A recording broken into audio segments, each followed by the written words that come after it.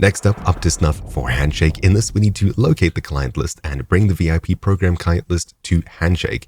Let's go ahead and get on it. Now, for up to Snuff, when we land all the way at Hunter's Paradise, we'll be heading across to the east side, roughly about here. Of course, this area is usually very well populated with AI, so be prepared when you come here. Also, not to mention, there may be players in this area too. Eventually, you'll get to this house over here. Once again, I'm pretty much exactly here on the map. We'll need to head into this building. Just as well, you don't need a key.